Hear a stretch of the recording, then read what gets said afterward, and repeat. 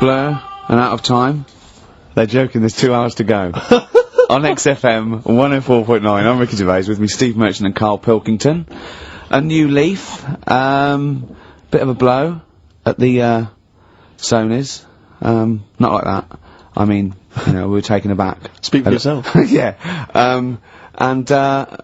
We've got guests. Jonathan Ross won, and he has guests, so we're gonna have guests in. One of which is, sort of a tie-in. He's gonna explain himself. It's, Dr. Fox, Dr. Neil Fox. Popped in for a chat. It's a pre-record, we've got that. Although live, in the second hour, we're gonna have a chat to the girls from Tattoo, who are, upstairs at the moment in Capital, and they're gonna pop down and have a little chat with us. So we're really trying to, you know, make this more of an interactive show. We don't know yet whether we're gonna give up, or not. It depends how this show goes. Yeah, look forward to that, but we got some great, we went down to the big library, so we don't have to rely on 4 non-blondes and the, you know, the 2 jam tracks that are up here.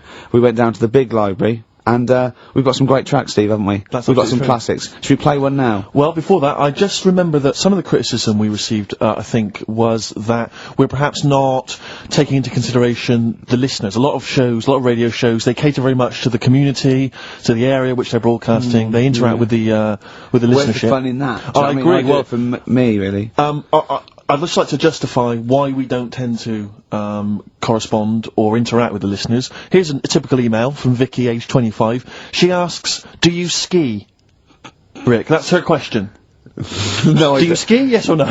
No, I don't. No, you don't. Right, there you are. Thanks, Vic. Brilliant. Keep those coming in. See, he's turned him against us, Karl. What do you think, Karl? What do you think of Steve's attitude there? It's alright. More insight like that coming later. Black Grape, Kelly's Heroes, on XFM 104.9. I'm Ricky Gervais, with me Steve Merchant and Karl Pilkington. Okay? Proper radio. As you know, we're a bit gutted that we won nothing at the Sony Awards. We found out that, on the panel was, Dr. Fox, probably one of the greatest, DJs in the world. One of the great living broadcasters. I certainly think that he's up there. Yeah. With Tarrant, John O'Coleman. And so, Chris Moles. Great Chris Moles. We asked him to, he's also on the, Pop Idol panel, so he can make and break people. So, we asked him, basically, to explain himself, why did we win nothing? Why were we so bad? This is what he had to say. The award, guys, was called the Entertainment Award. Right, now, in itself, I think that should probably tell you something about what should be on the tape. There should be some entertainment. And, it just wasn't very entertaining, actually. I don't mean that sounds quite horrible sitting here in front of you now, but it just wasn't very entertaining. But fundamentally, what elements did you not find entertaining? The fact that it didn't seem to entertain me at all was part of it. I mean, it's a bit of like, how long's a piece of string, isn't it? What is entertaining? We have talked about string on the show before, though. Then there were loads of people I'd never heard of in my life, and some of those were perhaps a bit more entertaining than you. The people that got silver, I think they were called Joe and Twiggy. They worked for a station in the Midlands, I think Trent FM. They were actually pretty funny. Funnier than ours stuff. Yeah, yeah, they were actually. Yeah, they were funny, and they seem to sort of understand their they seem to understand their market a bit more. And then I got onto yours. I think, oh, great, Ricky Gervais. Yeah, he's really funny in that program, isn't he? I must watch that. I'm gonna absolutely die laughing here. And oh God, it was painful. How would you have improved it, just listening? Bit of humour, be quite good. Bit of humour, essential, I would think, to an entertainment show. A bit of prep, you know, so get in there and actually think about what he's going to do, perhaps. Well, right, okay. Well, thank you, Dr. Fox, for your honesty. We've got to the bottom. While you're here, can I just show you this? That lump. Do you still do prescriptions? Dr. Fox there. He was, you know... He was honest, he was blunt. He was blunt, you know, that's... I'd like a second opinion. I'm only joking, he's not actually a doctor. In fact, well, he used to be called Dr. Fox, and now he just calls himself Neil Fox. I think he's been struck off. No, he's Neil Fox, MD. Right. He's just... I wondered if there was some malpractice, that something happened. I mean, we Someone was under, and he sort of, you know, he went a little bit crazy. Let's leave it there! Yeah. Because Froggy will not take that lightly. Who? Froggy. What do you mean Froggy? He's Dr. Frog now, he's changed it, he's not Fox. He hated Fox. But are we going to heed his criticism? Because it was there was no preparation, we weren't funny, fair enough. Yeah. There was just really no content. We didn't care about we didn't care about the show. The demographic we were meant to be aiming at. Just sounds like a lot of work, all that. Well, I think what we can do is we can take it all on board and immediately forget it and carry on, because it's easier. What about that? Brilliant. I'll tell you what we could do, though. Play some bloody great tunes. Well, thanks very much. Athlete, you got the style on XFM 104.9. I'm Ricky Gervais, with me Steve Merchant and Karl Pilkington, innit? Alright? Brilliant. Well, you know, the funny thing was, the day of the Sonys, the radar figures came out. That's the body that tells exactly how many listeners you've got, etc. And, XFM went down a little bit, across the board. Except one show, Steve, that went up 34%. Keep talking. Well, what show do you think that was? I'm trying to think. Would it be Zoe Bourne? No. Would it be Christian Connell Breakfast Show? No. It was this little mother of a show. Really? Up 34%? Yeah. Everything else went down. We went up 34%. Yeah. So, maybe Dr. Fox should be listening to those figures. Indeed. Yeah. Will we get a pay rise? Will we get a 34% pay rise, Karl? Ooh, up to 80 quid a month. No, because for the last, 2 years, there's been nothing there, and you've still been getting the same money, haven't you? That's the way it works. There's been what, there? You're not paid per listener, are you? It's just... You know what I mean? It seems like it. I think they've each given us 5 pence. Exactly. I went along to, I came in from the presenters meetings this, I've never been to one before, a presenters meeting, I didn't know they existed, and I just came in to annoy Karl. It was about 5 to 6, so I was gonna get him as he knocked off. We're gonna have a Sorry, and the presenters meeting is what? That's where they dish out which amusing news stories they're gonna read out, is it? Yeah, or no, what order they're gonna play, Athlete, Coldplay, Right. the Vines. And, I went upstairs, all the people were there, and, quite interesting, wasn't it? Karl? Yeah. You know why the figures went down a little bit? Come on. The war. Is that what they said? The war, yeah. At one point, I said to Karl, just how many listeners died in this war then? Because I thought he was saying that they were at the front. Yeah. Or XLM listeners went, well, I'm going. Yeah. I'm going to Iraq. Well, the reason our listenership Tell Zoe to tape it for me. The reason our listenership went up is that just tells you who's listening to us. Cowards, yellow bellies, children, women, People with fallen arches. terrorists. Oh dear. Yeah, it was quite a good meeting. Now I saw some... So what exactly, is there anything I missed out on? Is it important No, they information? just, it went down a little bit, except our show, which went up 34%. Up 34%, but no awards remember for that. And then you went out afterwards, didn't you? Yeah, we went to a bar to have a couple of drinks and that. Yeah. And then, a few of them went onto Stringfellas. No, they didn't. No, some of them did. Zoe Who? did. Zoe and, a few of the office people and that. I went Stringfellas? home. Yeah. To what? To watch lap dancing? To beat, what? Yeah, that's what goes on there, isn't it? I know, it's mad, isn't it? I've never been to Stringfellows, I don't know what happens there. But, no. Why would they... I don't know. I mean, I was talking to people about it the day after, and they said, oh, you missed out. And I said, well, did I? I said, well, how does it work? They said, well, you pay... Never quite understood lap dancing. Never quite understood it. What is it? It's basically someone dancing naked rubbing their arse in your face. Yeah. That's basically the gist of it, is it? But you can't... The rules is you can't touch. Do they do a home service? I just think it's nearly, I've got to be careful what I say here, but it's sort of, I'm dissing Stringfellows or anything, but is that not sort of like one step down from prostitution? That's such an antiquated, what, No, are you do you from know what I the 19th century? No, but I mean, I don't quite understand it. I don't get it. I don't get it.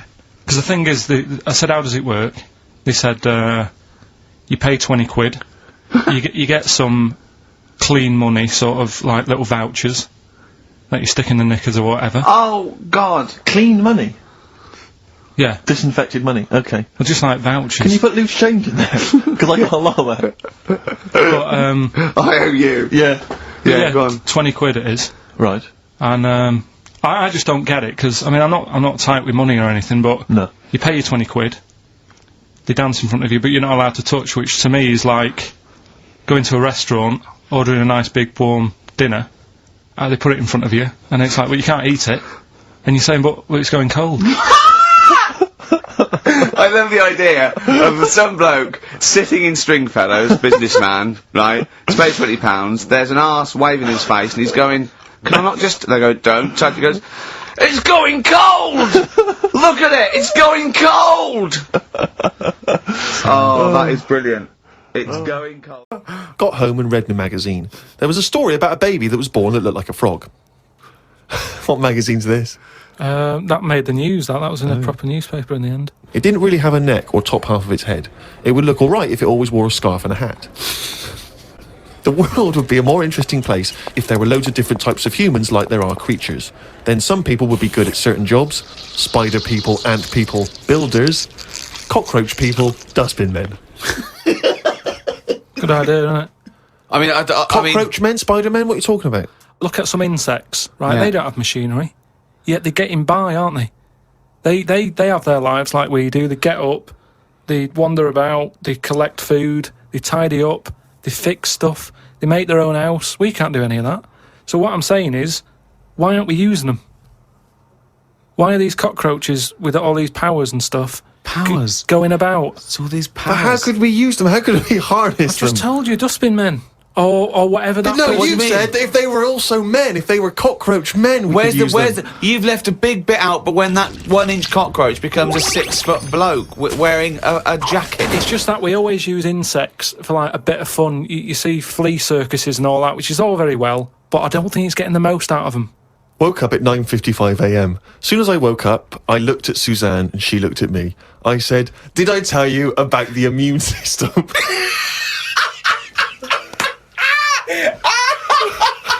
Suzanne started laughing. I said, "It's amazing." She said, "Not now." Oh God! I was thinking Springing into action, he zips up, his eyes are like... Did I tell you about the immune system? Oh, shut up, Carl. Put the kettle on. Oh God! Oh fucking hell! Carl, let's give him a list. Top 5 something. What are you interested in? Are you interested in news, sport, TV, cars, movies, style? I mean, I'm into weird stuff, but it seems a bit tight to stick them in a list. What, like what? Well, like, sort of freaky people and that. I've got that freak book. But I don't know if they'd be happy if I call one of them and said, "Good news, you're at number 1 because you've got 4 legs or whatever." I don't know. Do you know what I mean? Okay, then this is the Karl Pilkington top 5 freaks in a number 5. Probably something not too good at number 5, but it's still interesting. Lighthouse Man. Who's that? Lighthouse Man? What's Lighthouse Man? It's a fella with a hole in his head. And he, what he does, rather than moan about it, sticks a candle in it. Shut up. What are you talking about? Sticks a candle What are in you it. talking about? Where is the hole? he didn't call himself Lighthouse Man, did he? Well, I don't know, it's just what he got nicknamed. Because he had this hole, doctors were like, "There's nothing we can do, can't fill it." Thought, what can I do with it? And it was of the days when there was no electric and that. You had to walk about with a candle. So hang on a minute. I can have both Got a hands little for candle you. holder here. Stuck a candle in it, and he just got nicknamed the Lighthouse Man. So again, it's not that amazing, but I like the way he was sort of energy efficient. So was it in his forehead? No, on the very top of his head. That's perfect. You don't want it in the forehead, Steve. You'll have to walk back with That'd your be neck ridiculous. cricked. So he was like a kind of human jack-o'-lantern. He's a Lighthouse Man. What, Steve? What Sorry, mate, yeah, I better forgot description about do you that. need than the Lighthouse Man? So yeah, he's probably at number 5. Wow, that's at number 5, Steve. Number 4. What about Pig-Faced Woman of Manchester Square? Again, you're getting what it says in the tin there, aren't you? Right. And it's just this woman who had a face like a pig. And the rumour was Yeah. that it wasn't a woman. Someone said it was a pet bear and they'd shaved it. That's what that's what Was I've this heard. someone? Yes. Was this someone you saw? Or No, that you no, just read about? this is going back. This is years ago. This is years and years ago. Yeah. When there was loads of like weird looking people. I mean, the fact that it's Pig-Faced Woman of Manchester Square Yeah. says that there might have been one in Piccadilly Circus. yeah, whatever. So there was a lot more of them knocking about back then. Let's assume that it was a woman, and the first one, the Lighthouse fellow, he's a human. Do you think people would object because of their disfigurement, deformity, a bit like being called freaks? Do you think? Well, it gave them a purpose back then. See, if you were a freak years ago, there was work for you. You'd have these circus things. Now, if you've got a funny head, you're on the dole. Number 3? What about Elephant Man? Right. Stick him at number 3. He's Number 3. He's surely the most famous freak ever to have lived, isn't he? He's the one who got me into it. Right. Yeah. Sure. He's sort of entry-level freak. Yeah. A gateway freak. Everyone is aware of him. If the Elephant Man still existed, right, and you got the opportunity to meet him, and you walked in, a couple of questions. One, what would your first reaction be? And two, what would you say to him? What would your first question be? How would I react? Well, I've sort of seen him enough now that it wouldn't shock me. So I don't even think I'd flinch. Okay. I mean, like I said, when I first saw you, that was a bit weird. But now, look, I can look at you, I don't double take or anything. What would I say to him, though? I'd probably say, where do you get that hat to fit you? He always had that on. Where do you get that from? That sort of flat cap that he's got. Yeah, that one, didn't he? So, yeah, I'd have him. So he's at number 3. Right. Elephant Man number 3. I can't wait for 2 and 1. Right, okay, number 2. I know what my number 1 is. It's just number 2 now. I don't know his name, but there's a fella knocking about. Well, I don't think he's around anymore. But he had like a normal body. Looking at him, you'd go, "What's up with him? He's not a freak." Takes his undies off. Got 2 knobs. Right. Wow. Okay. I mean, there's nowhere to start. Do you think he uses them alternately? Like, have a wee out of this one, have a wee out of that one? Or does he just, like, spread the load so he's weeing out of both? I don't think he knows. What do you mean he it's doesn't sort of know? like a lucky dip. When he goes to a urinal, Yeah. he can have a little bet with himself. He's just like, I don't know what's going to happen here. So do you reckon he holds them both out? Definitely. So he takes his trousers down, because, I mean, you know... He can't use a Y front. Right. It'd be, Need more like a W front. Yeah. So he pops his kecks down there. I don't think it's that much of a problem. It's not like... Well... I don't know. I'd prefer that than Elephant Man's head. Well, of course you would. Well, that's what I'm saying. What if you had Elephant Man's knob? Yeah, but it didn't work like that, did it? That's the thing. They said he had the body of an elephant. Well, that's the only thing that wasn't of an elephant standard. His knob was normal. Whereas with this fella, it's the other way around. Everything normal. Take the pants off. Oh, well, what's going on here? But why would you ever take his pants off? No, I wouldn't. I'm just saying if... But why? I don't know why you'd be in a situation with this man with 2 knobs standing there with his pants on and you go pop your pants off. You're not a doctor. No, say if I'm waiting in a cubicle and he's there. For what? Sure, you're waiting in the cubicle and he comes in. I'm waiting to have a wee at a cubicle. He's Oh, in the taking 2 toilet. urinals up and going, hang on, you don't need them both, do you? He goes, well, actually, Oh, and then have a look at this. Right. He's got 2 knobs. See, I didn't see him at 2 urinals. I saw him at 1, maybe them pointing inwards. If you had that, and say the first time that you met Suzanne, would you mention that straight up? Would you say, right, before this goes any further, I've got something to show you?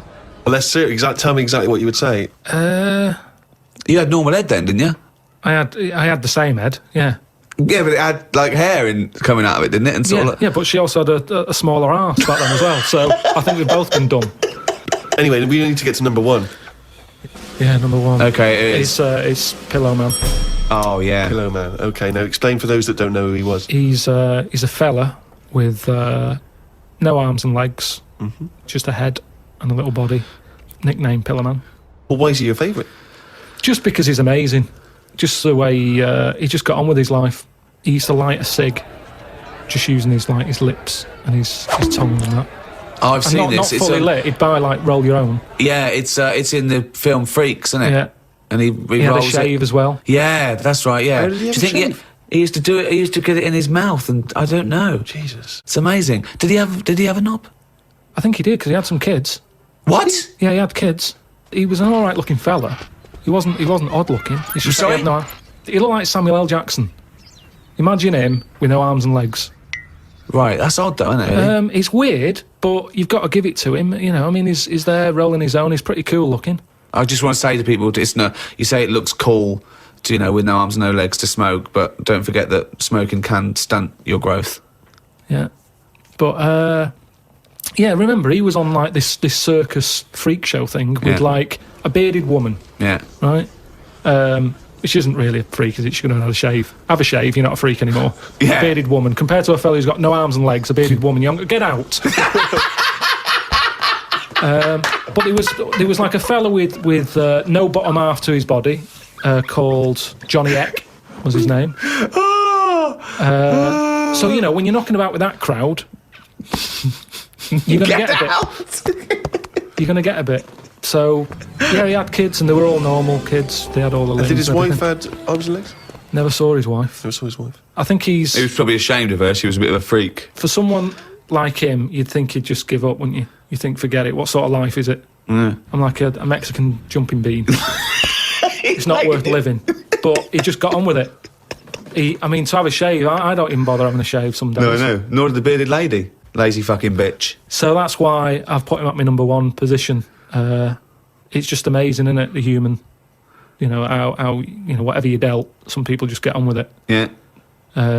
So yeah, the Pillow Man, or Draft Excluder, as I prefer to call him. There you go. Oh. Now, me and Steve are a couple of big shots. We do this for a laugh, but this is Karl Pilkington's only source of income. This is what you do now, isn't it? This is my full-time job, yeah. What do you think of that? Is this Depresses me. Why? This isn't what I ever wanted. Because I haven't got a purpose, have I? I'm sat here talking about the Pillow Man. If it weren't for him, I'd have nothing to say. It just depresses me. That I just wish I had a job where I felt like I was needed. And I don't feel needed. It's not a proper job. We need you. We need you for money for old rope. I know, but this isn't. I wanted something that, when you die and that, it's, you get up to the gates, whatever, and they say, "What have you done?" And then I'm looking worried, thinking, "Is the Pillow Man about?" Universally speaking, Red Hot Chili Peppers on XFM 104.9. So, I've got a lot of rockbusters coming in. Yeah, all right, actually. People obviously seem at long last to have tuned into your wavelength, Carl. Which is, of course, 104.9. Yeah. Thanks very much. Exactly. Yeah. Should we give the clues again, briefly? We just had an email, Actually, to be honest with you, let's not, because we've already had a load of answers. I know, so, yeah. Oh, if you didn't get it first time round, you don't deserve to win. We had an email saying, because I've got a bad back, am I squeezing Carl's head? Well, I've already had a little squeeze, didn't I, about half hour ago, didn't I? Yeah. You just got to be careful, because I don't want any strain, so I'd say keep still, whatever happens, and you're right about there. Could I have a squeeze, just while you're not really kind of capable? He's allowed to squeeze it, isn't he? Because I've never squeezed it once. Remember, sideways, temples, go quite hard, but not too hard. Yeah. Front to back, go as hard as you like, because that's Alright, well, I'll just have a try now. No, you've got a bucket. He's sorted it out. He says every Saturday between 1 and 3. I'm taking over from him because let him have one squeeze. Let him have one squeeze. Have a go then. So, at the front and the back... Get round, so you got... That's it, right, now, use the thing like that. Not too hard at the front? No, really hard at the front and back. There you go, yeah. You got the hang of it. Oh, right. God, it's good fun. I see know. how you like it. No, we'll just go to the side. It's great fun. Yeah. It's great, and there's a little bit of, grip there with the short hair, but obviously not too much, because there's not much up there up top. Good, isn't it? Yeah, I'll be doing that again next week. Do you know, I got a form, right? Do you know I'm staff here, right? I'm like on the staff, I'm one of the staff. Got some internal mail the other day that you have to fill out about if you die at work, who gets your money. He said, do you put yourself at any danger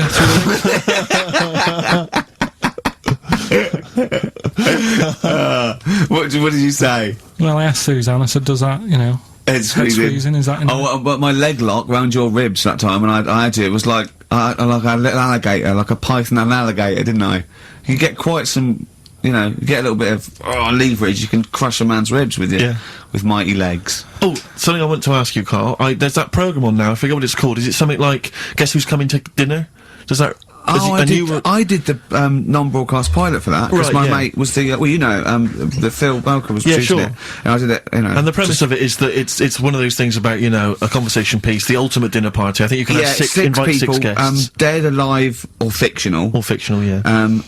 You choose where you want it, and yeah. And anyway, I was just intrigued to know what Carl's ultimate dinner party, who would pop round? Any of you cheeky freaks?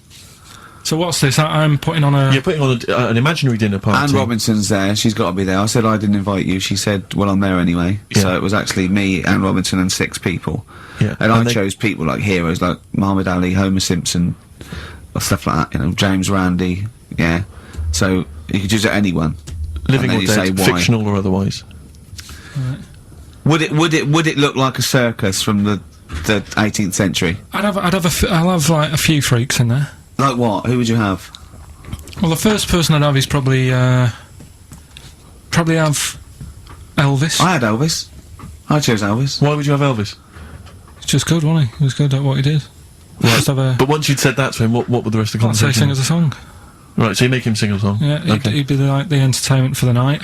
When he's not on the stage performing, I'd probably have the Elephant Man there. Right. Well, so John Merrick, yeah? Yeah, John Merrick. Okay, I've got Elvis, John Merrick. If anyone's out there and, you know, you haven't got anything to do, can you write down everything Carl says from now to a year and send it to me and Steve, because we might want to put it in a book? Yes. Would that be good? Just maybe someone keep a journal of everything Carl does and says, and we'll try and keep a scrapbook of pictures. Tell you who I would have. Who? Peter Kay. Right. He'd be good, he'd be brilliant. I'd want to be sat next to him, because he's... Well, you're friends with Ricky Gervais, why would you want to... No, but... Do you know what I mean? Yeah, Peter Kay. Alright, Peter fair Kay. enough, yeah. Which one, would you do him as himself or one of his characters he does? Just as he is. Yeah. He's funny, he's a funny man. Yeah. Love him. What else? Probably, that fella who lost his arm when he was climbing that mountain. Remember? He had to cut off his few own weeks arm. ago. Oh, yeah. that's, yeah. Right, why would you have him? I'd just like to have a chat with him and say, you know, what happened there then? Yeah. Well, we know what happened there. He cut his arm off. What would you say? Did it hurt? Yes, it hurt. But I don't think it would hurt. That's one of the questions. What are you talking about? I reckon the shock cancelled any pain out. If you're stuck there with a boulder on your arm, you've probably got bad pins and needles, right? Yeah. With a big rock on your arm. Yeah. And you'd say, right, so how long were you sat there before you said, well, I've got to cut this off? Did you read about it? It was amazing. What do you think the other people would be doing when you were talking about this bloke about cutting his own arm? John Merrick wouldn't mind. Can I just ask? Elvis would probably be off his head on something. Elephant Man will be having a couple of buns. I hope Peter Kay didn't make a funny comment. I hope he doesn't make a funny comment. Yeah. Right?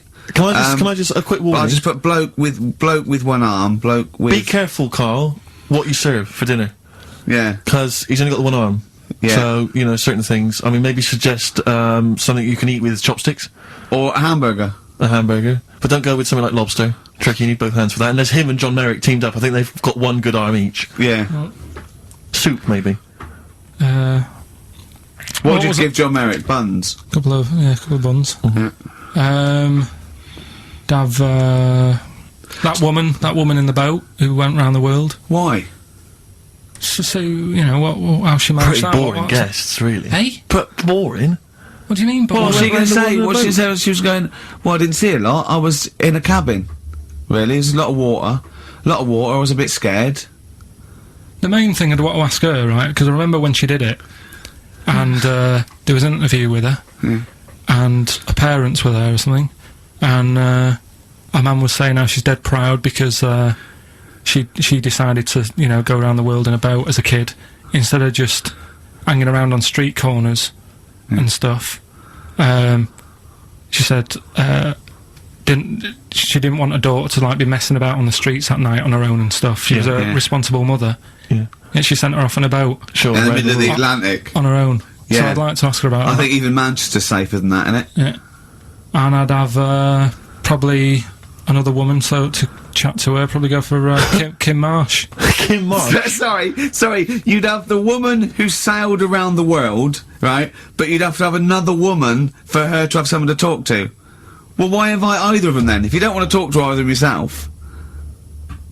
What? Sorry. I of all love the- this. Round World Yachtswoman, and Kim Marsh. But why, of all the women you could invite, I Kim love Marsh that. is at the top No, of the that's list. the best list I've ever heard. Elvis, John Merrick, Peter Kay, a bloke with one arm, the Round the World Yachtswoman chatting to Kim Marsh. That is genius. Why haven't they invited you on this show? I'm going to call Anne Robinson. Right, okay, if anyone's listening to that, have Karl Pilkington. I know no one knows who he is yet, but what a great bit of conversation. Play a record, Karl, you're an idiot. Some Smith. Oh, always a treat. Yeah, we played something from Morris's selection. Something that would be on my ultimate compilation is something from the Smiths. and it'll probably be this one. I started something I couldn't finish. I think that's one of their underrated albums, Rick. Strange Ways, Here We Come. Might be my favourite. It's my favourite, certainly. Yeah. And that's from that album. I started Queen is something I Dead is a couldn't lot of people's finish. favourite, but I don't like the wacky ones. It's the not wacky ones, it's the got ones- some great ones. I think he's got some of his best tunes on there, but I don't know the frankly Mr. Shankly. Yeah, he's always got this tendency to sort of write music hall style songs. Vicar and the Knees Up, Tutu, Knees yeah, Up but type that's a great one, that. So there you go. Elvis, John Merrick, Peter Kay, bloke with one arm, woman who sailed around the world, Kim Marsh. What I like about those two, numbers 4 and 5, he doesn't even know their names. Yeah. I'm hoping he'll just write on the invitation, dear bloke with one arm, yeah. having a dinner party. Yeah. It's better than most people. I imagine most people when they do it, if they go Nelson Mandela. I know, of course, yeah. I think I read an interview with Mick Hucknall where it was something like, who do you admire? Nelson Mandela. Brilliant. I don't read papers when I'm in this country. When I was on holiday, I read one, and there was an article in there about Beckham meeting him, and the article was about how many people have met him, and I was thinking, we are the only 3 people that haven't met him. Nelson Mandela, yeah. It's just like, does he rent himself out? Do you know what I mean? It's like the back of the, in the back of the stage when you can get a Caprice lookalike to wander around. They go, is that a lookalike? No, that's really him. It's 40 quid, he'll come to your party. I think what it is that he was locked up for so long. Yeah, he's now just he's never home. He's just so short. It's like Salman Rushdie, he's running around. I've seen him twice. Yeah. His house must be a tip. He's never in. God. Well, I think it is if you stay indoors for a long time. Yeah. You've got to get out there. You've got to get out You get a in the bit world. stir crazy, I suppose. But he's met some of the great names in world events. Obviously, he's met the Spice Girls. Alan Titchmarsh. He's met him, yeah. They did his garden, didn't they? Yeah, David Beckham. Yeah. Oh, that must have been great. But I mean, maybe we could hold out and never meet him. Yeah, this is like even if we get invited to one of them, that's where I go, no. Yeah. Not really. We're the only 3 people who've never met Nelson Mandela. I'm not meeting him till I make sure he's definitely going straight. Exactly. You know what I mean? I don't really. Careful, I don't like to hang out with people who don't. No, well, I wouldn't invite him to my ultimate dinner party in case, the silverware went missing. Oh! Well, you don't know, he was inside for a long time. They pick up things in these places.